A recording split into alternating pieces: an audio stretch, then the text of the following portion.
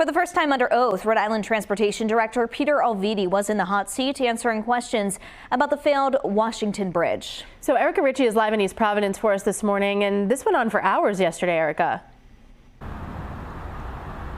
Sure did. Kate, started at 2 in the afternoon at the State House, went until 7 o'clock last night. But you know, when a bridge on a main artery of the state abruptly closes and for 2 years answers about what happened seem hard to come by, you tend to take your time when you have the man at the helm of the department responsible sitting before you. And that's what happened last night. So lawmakers called yesterday's oversight hearing after a forensic audit obtained by Target 12 in late September revealed that state officials should have been aware of growing structural issues with the bridge. For hours, former U.S. Attorney Zach Cunha grilled RIDOT Director Peter Alviti over how a critical failure of the bridge was missed by his department, forcing him to abruptly shut the westbound side of the bridge down on December 11th, 2023. Alviti placed the responsibility squarely on outside contractors hired to inspect the bridge. We expect them to deliver a report that is complete, accurate, and we don't second guess them.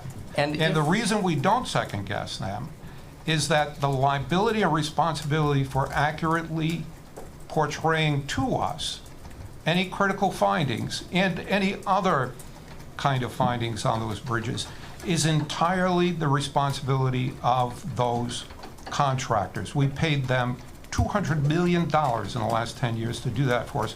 We expect them to do it. And if they don't, Director, what internal capability do you have to detect their failings? As I said, if we detect any failings, for example, in the course of the repairs to the Washington Bridge, where their failings were found evidently in the field by a broken rod. I'm not talking about happenstance where something is discovered in the field. I'm talking about, do you have capacity at RIDOT, whether through engineering or expertise or otherwise, to review a report from one of these consultants that you pay hundreds of millions of dollars and assess whether that report has adequately evaluated an individual asset? That's a great question. I'd like to hear your answer. The answer is absolutely, and they do.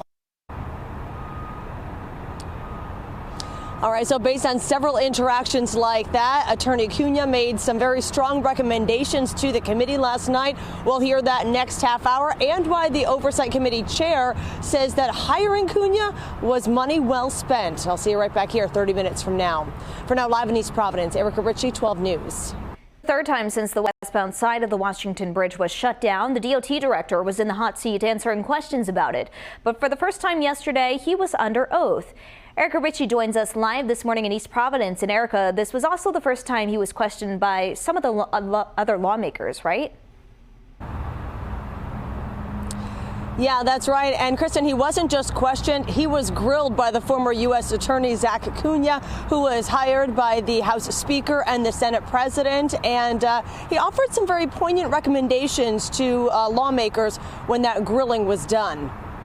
The director was emphatically clear that RIDOT relies on contractors. It relies on contractors to assess the condition of its bridges. It relies on contractors to assess the validity of the assessment of its bridges and to implement the recommendations that come out of those contractor assessments.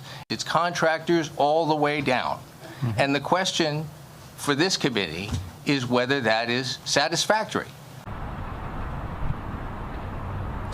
All right, so lawmakers left with a lot to think about after yesterday's oversight hearing. They called the hearing after a forensic audit obtained by Target 12 in late September revealed that state officials should have been aware of growing structural issues with the bridge. After listening to hours of the back and forth yesterday between former U.S. Attorney Zach Cunha and RIDOT Director Peter Alviti, Oversight Committee Chair Patricia Serpa said hiring Cunha was money well spent because it gave them insight into potential next steps. I hate to be glib, but it just seems that reports are handed into DOT. DOT tries to figure out which arsenal that one goes to next, and then next and next. But who's taking responsibility for the final accountability? It seems like no one, unfortunately. So I think that has to be changed. And Representative Michael Chippendale spoke up yesterday as well. He says that they also have questions from the public that they plan to pass on to DOT.